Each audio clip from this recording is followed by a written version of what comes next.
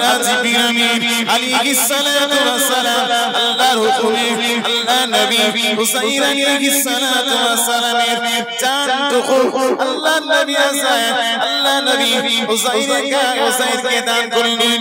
আল্লাহ বাবা এবারে বললেন ও জিবরিল এবারে তোকে চক্ষু দুটো দান করো।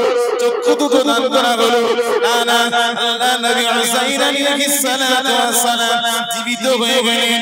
আল্লাহ নবী হুসাইন আলাইহিস সালাতু ওয়াস সালামের চোখ মোবারক দিয়ে দেখতে পেলেন তার শরীরে কোনো গোশত নাই, না তার শরীরে কোনো গোশত নেই, কোনো রক্ত মাংস নেই, তার শরীরে কিছুই নেই, হাড়গুলো রয়েছে তার শরীরে কেবলমাত্র হাড়গুলো আল্লাহ নবী হুসাইন আলাইহিস সালাতু ওয়াস সালামে রয়েছে।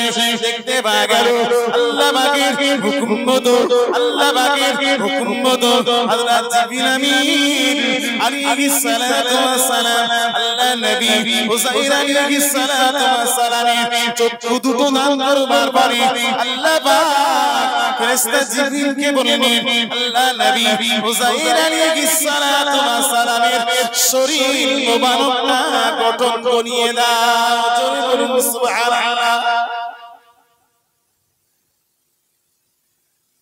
আমি আল্লাহ কিভাবে মৃত্যু থেকে জীবিত করি, আমি আল্লাহ আপনার ওসিলাতে ও নবী ও জাহির আপনার ওসিলাতে গোটা পৃথিবীর মানুষ জি দেখবে যে কিভাবে আমি আল্লাহ মৃত্যু থেকে জীবিত করতে পারি।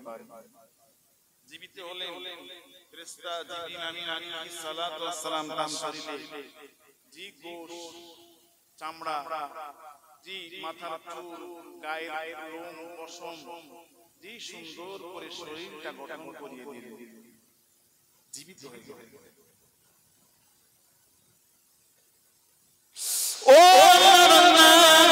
আল্লাহ পাকের ফেরেশতা হযরত জিবরিল আমিন আলাইহিস সালাতু ওয়াস সালাম ফেরেশতা জিবরিল আমিন আলাইহিস সালাতু ওয়াস সালাম আল্লাহ নবী হুসাইন আলাইহিস সালামকে জিজ্ঞাসা করলেন ও আল্লাহ নবী হুসাইন আলাইহিস সালাতু ওয়াস সালাম আপনি এই ভাঙা ঘরে এই কুঁড়ে ঘরে এই ভাঙা ঘরে এই কুঁড়ে ঘরে আপনি কত বছর ধরে অবস্থান করছেন?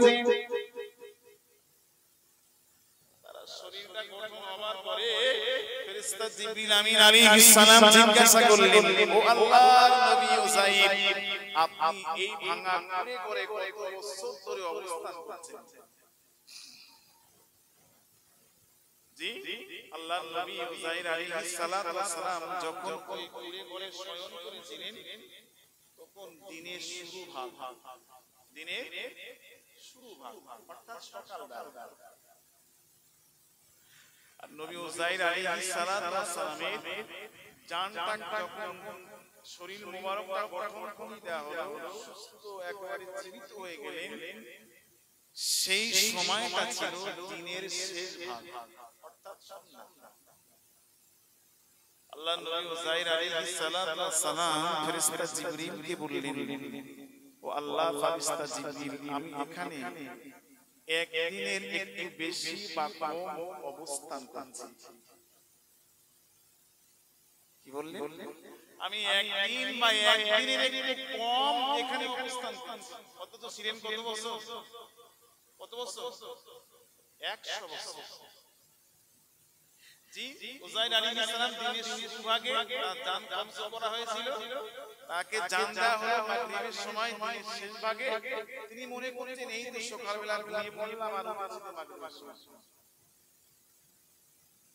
জি অতএব একদিনের একটু কম একটু বেশি।